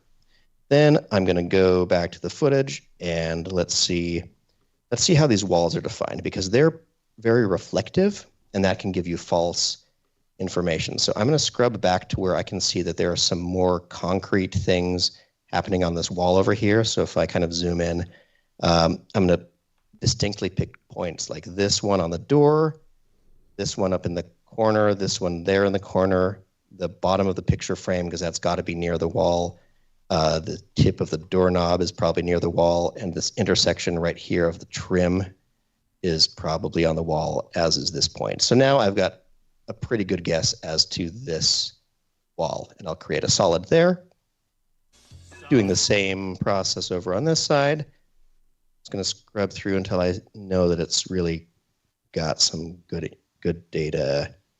So that vent there, this, let's see, what else have we got? I don't trust a lot of these points. These are points on the reflection up there, so I don't like that. So let's see where else there are more reliable ones. Okay, this one is at the kind of where the trim meets the ground there. The vent is still visible, and maybe that's sort of the ground too. I'll trust this one. Then for the ceiling, let's see what we can trust. You can always just grab, lasso select everything up here and kind of hope that they average out like this. Everything's sort of in this realm. Let's see what they average out to. What if I include in that point and disregard that point and disregard this point? Anyway, these are just tips you can do. The other thing you can do is you can highlight some of these points that you know are just on the reflection and delete them, and it'll run the tracker again for you. So if you used to love the Foundry's tracker for that and you don't have that purpose anymore, that's an option you have. All right, I've created 4 stand-in things. This is a pretty rectangular hallway, I'm going to imagine. So that's a pretty great track. So what we're going to do is I'm going to rename this specific one the floor. And then I'm going to actually scale it a little bit bigger like this so I can kind of look at what the orientation of it is. Because I want it to kind of line up just with a hallway as straight as I can down the barrel of the lens. Let's see. So that feels closer. Not bad. Maybe over a little bit more. It might be hovering off the floor a little bit because of the shadows or something, but that feels pretty good. Now that I know that this is in a good spot, I'm going to use our free, awesome tool called Normalize Track, where what I'll do is I'll go back to, it doesn't matter what frame, but you select all of your 3D layers, and then I'm going to say Normalize Track. And it looked like nothing happened, but what did actually happen is significant. It took all of these 3D solids and the camera and moved them all so the comp center right here is the same 3D space as the actual ground plane. So I've explained this before. I don't need to explain myself. Yeah. But believe me, the numbers work out much better this way. So now that I have all these stand-in things, I can actually look at the ground plane at its rotation, and it's going to be at 270 by 0 by 0. And then I could look at these other walls right here, look at their rotations, and actually kind of guess what they are supposed to be. So I can't remember what zooms in. Oh, wait. That's weird. Geez. Uh-oh, what happened? I'm trying to do the whole zoom in so y'all can see what I'm doing over here. Is this worth it, everybody?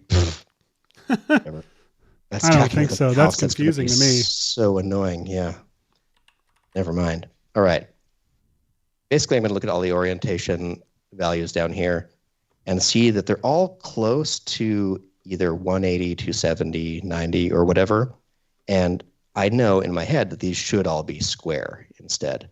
So I'm going to go to them and just force them, like this should probably be 90, this should probably be 90, this should probably be 270.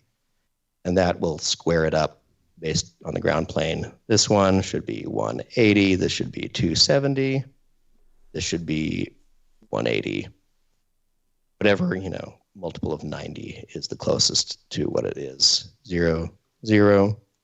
And now all of these are a nice, perfect little rectangle. And I'm going to use another lovely free tool that we have called 3D Plane Stamp to try to help me out here. What I'm going to do with 3D Plane Stamp is let's use this. Should I start with the carpet or should I start with the...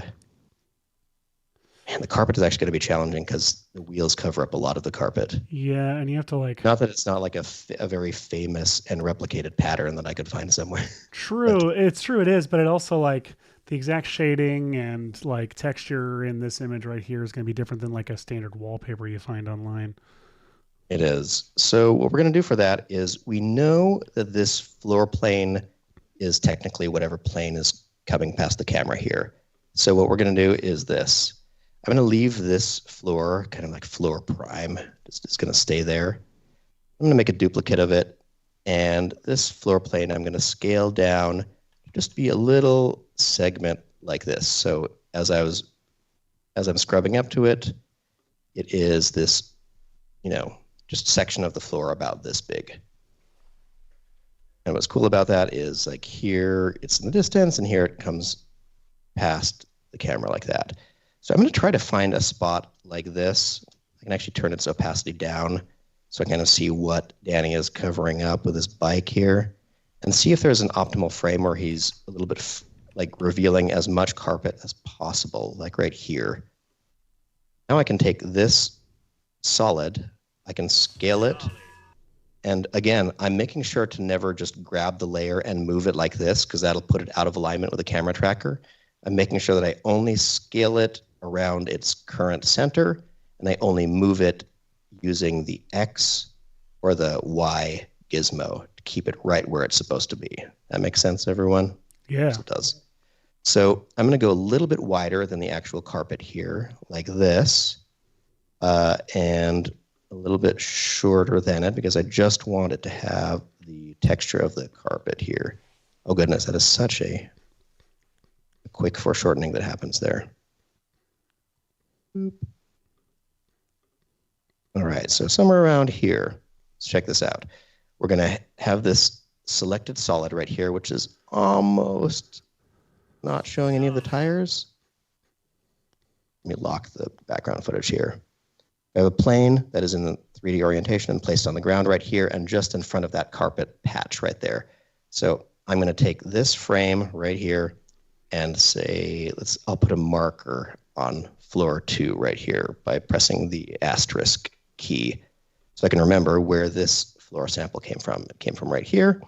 I'm going to go up to my plane stamp tool and press stamp the plane. Look at that.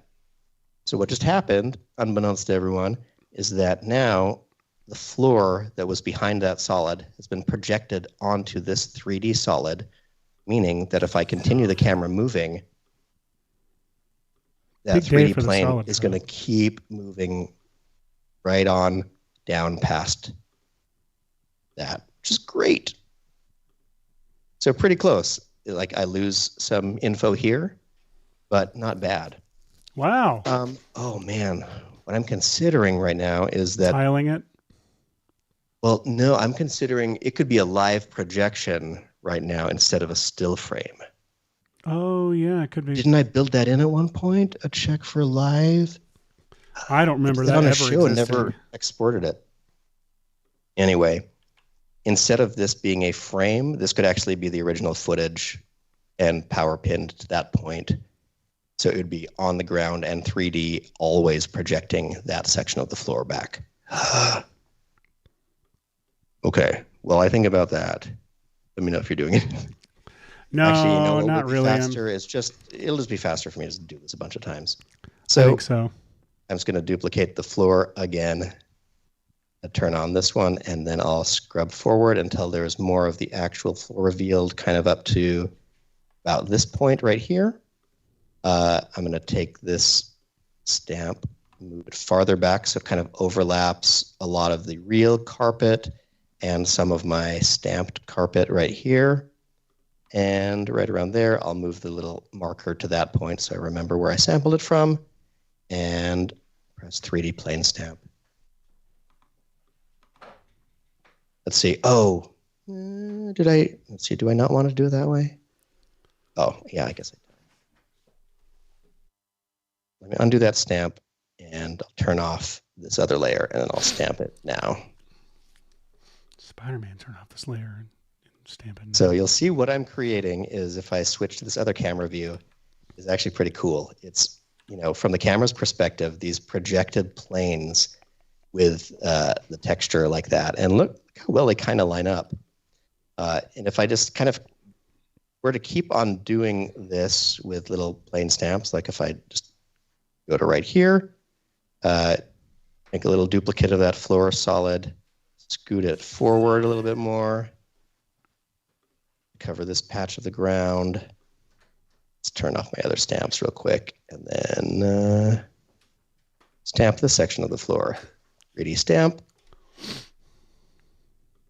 Okay, we're getting there. We now have a handful of little PNGs that are helping build out the ground below the actual footage, which is pretty cool. So let's go to this spot here. This is going to be super repetitive, everyone. I'm sorry. And in fact, you could even just use the same floor, whatever. Oh my gosh, I didn't even think about this. Okay, so right now my plan, everybody, is since this is all nicely normalized, if I were to go to my top view, it will give me effectively an unprojected version of the floor. And I want to just go and fix the tiling issues in Photoshop or something, give myself the full floor. So that's my plan. Does that make sense? Makes sense to me. All right, so let's go back to the actual camera's point of view and to see where our holes are. So we've got some missing floor there. So let's go back to the last frame of that. And now at this point, I'm just going to start moving this floor plane further forward and then stamping it. And now I should have a whole bunch of floors that kind of make the bottom of frame. But I'm realizing something, Seth. Oh no, what? I'm realizing that what if what I did instead, this piecemeal way is likely the best way. Uh-huh. But what if I created a floor plane? This is experimental, everybody. Wait. Are you saying... create a floor plane that is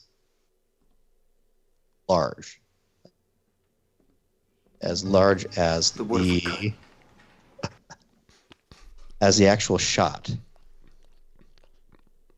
So it's gigantic. And it would cover this whole area. Gosh, it's got to be huge. Not following. This is ludicrous. Okay, here's what here's my thought. If I had a ground plane that was this big, so it technically is a 3D object that truly covers the entire span of the ground I need to replace. In fact, I could slide it back because it doesn't need to go that far into the distance at the end there. Okay,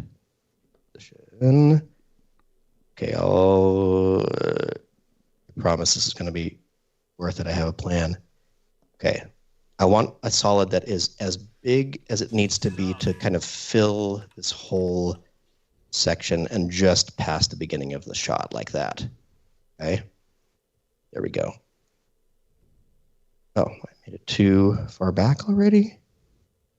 Come on, make it to the end of the shot. This would be easier in cinema. If I knew someone who made that program. Fine. Created it. I'll scale it this big. I'll make sure that it covers the entire floor.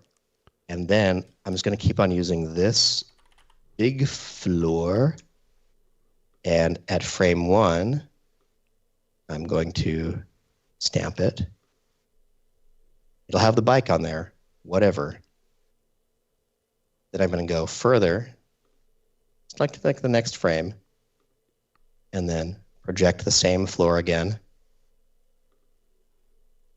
And it's going to be wild because a lot of the floor is going to be the bike. But what I think is going to happen is that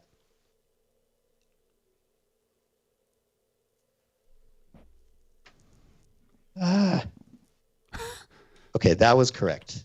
This is also super trippy. Look at that. Whoa. Okay, I left the other floor on. I meant to not. So let's see. How far does he go? About as far a as he needs hexagon width, like that. And then I'll grab this big floor, 3D stamp it again. See, that's incorrect. Something is going wrong there. You're wrong. No, why is this failing now? Oh, it's because it's going too far down off the screen. Nuts. Okay, what I thought was going to happen was that I'd have one texture that was the whole size of this from different frames, and in each frame, one section of the carpet would be clean, and I could just line them all up and seam them together. But I forget that because this is trying to unproject the ground plane, and it's a 3D plane, suddenly the power pin points are like out here. And trying to do that, and there's a limit to them. So I'm constrained by After Effects. I could have done it in cinema. Sorry, everybody. Whatever, we don't have a lot of time. I'll just go back to this fool's way to do it. Even though this was actually working pretty well, I'll be honest.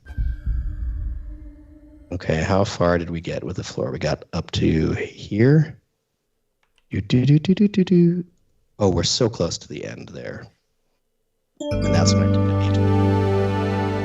Sorry, everyone. Scrub this forward to right there, over the ground, and get a little bit bigger and stamp the ground. It's so fun. And we're almost to the end. We're so close. This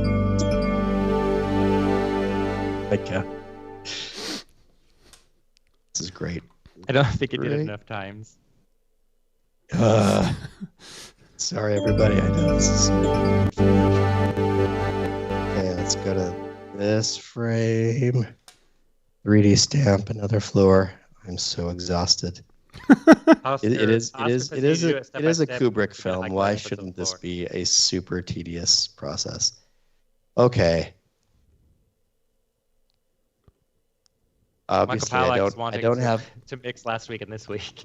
I don't have him rotoed yet, but obviously, I've already forgotten last week. Tron.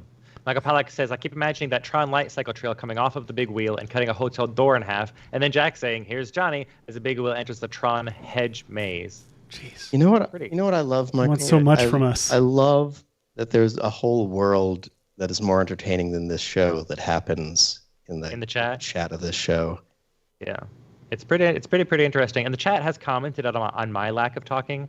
I believe I mentioned my voice and my throat are feeling a little rough after yesterday's absolutely no water 3-hour marathon demo session.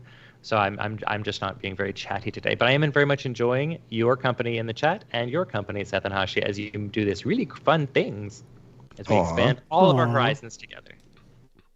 Speaking of fun things here, I did E.T. Yes. I did, what else did I do?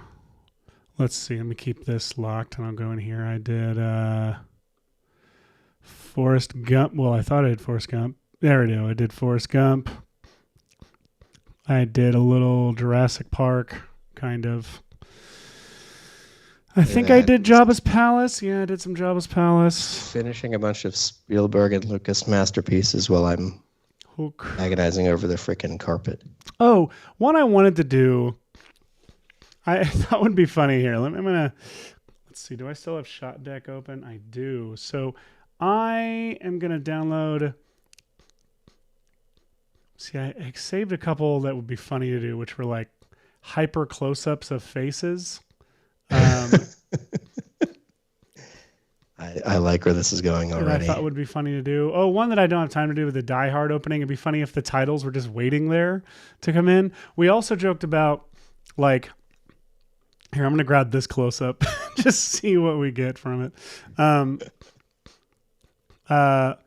We talked about, like, some animated films, like and even like some like those old like matte paintings, like Star Wars and stuff. Like, you really don't want to expand them too much because like they shot a wide shot and then scaled it like down, so then it would, there's matte painting around it and it's like already like super wide and distorted for your like frame, and so it would look insane to widen it anymore. Hang on a second. So if I bring Hook into here, which I love. I still love Hook. I think.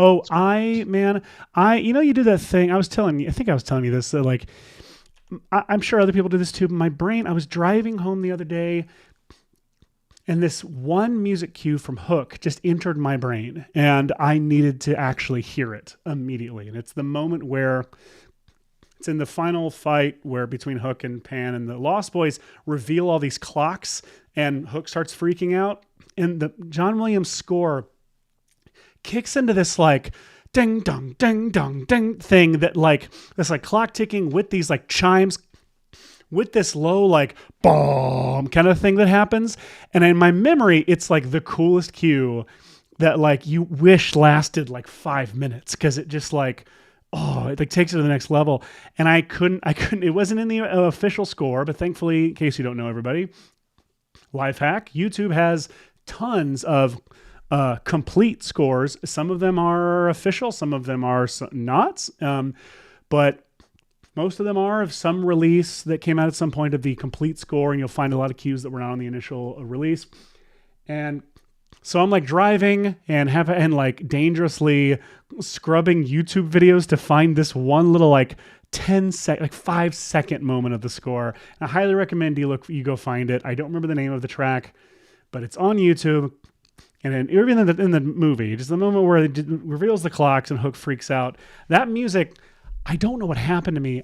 I like teared up when I actually heard it. And it was like, it's so good. It's just so like ingrained in my soul. Movies like this, that like I'll hear certain things I haven't heard in a long time. And it's like, yeah, that's right. You lived and you're still alive and this is still here for you.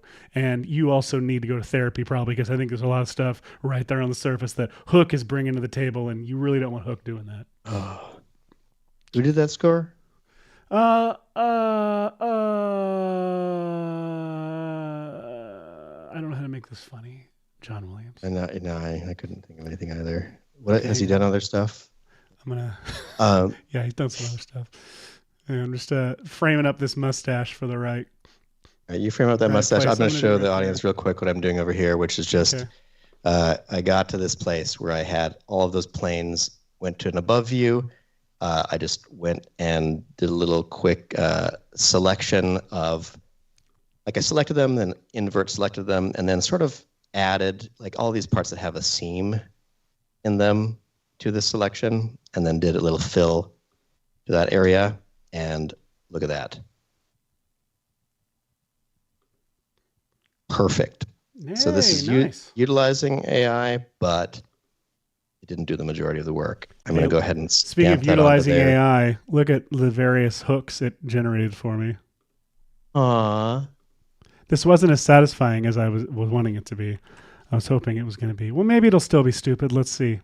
If I go back into After Effects, let it refresh, and I look at my screen. that's the image we'll be giving the audience. Back to you.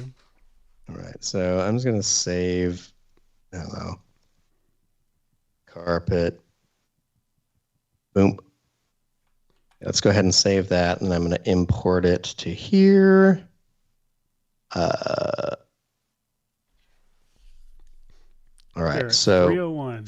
From this camera, I made another camera that's from the top down, because you actually can't render from the orthographic top camera in After Effects. Don't know why still. But if you create a camera with its point of interest directly below it, you're basically shooting straight down. So I'm going to take this carpet layer, I'm going to make it 3D, and then I'm going to attach it to the camera. And from there, I'll go to its... Actually, I don't even need to attach it to the camera to do this, because I'm at a square angle, so never mind. What the hell is going on in the chat? I'm just catching up in the chat, and there's something about downloading a pizza. 6 degrees of Kevin Bacon on downloaded.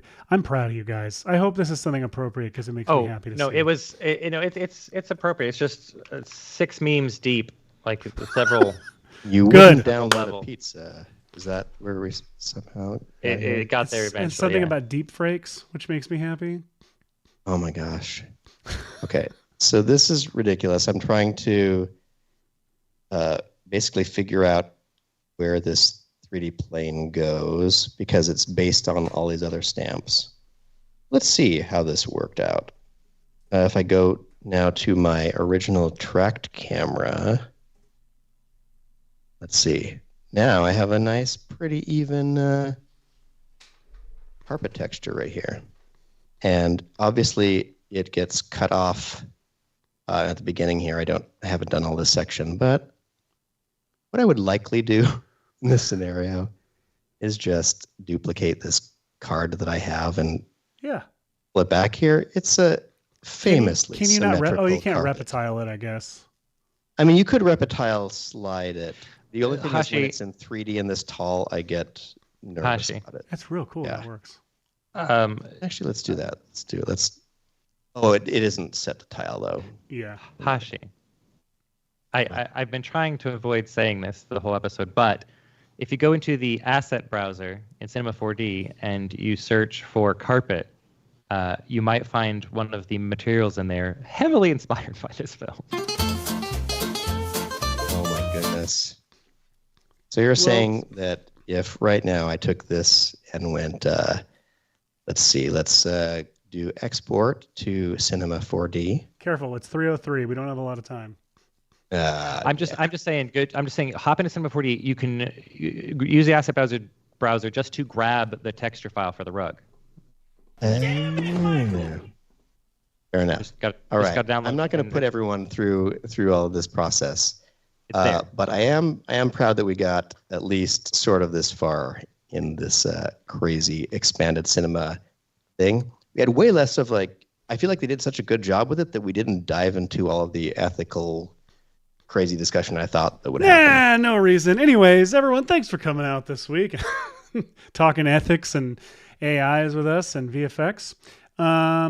We are going to be back. Are we back next week? I think we're back next week. Yes, we are. Yes. Yeah, we'll do a pre Seth birthday show, or is it a post Seth birthday show? I don't remember. It is a pre Seth birthday show. A pre-me birthday show, and yes, maybe there'll be big news on that episode. Who knows? But the point is, who knows? We got something in store for you, Seth. Point is, tune in. There's some big news. Might be birthday related, might not be, but we love you guys. Have a wonderful week. We'll see you next week.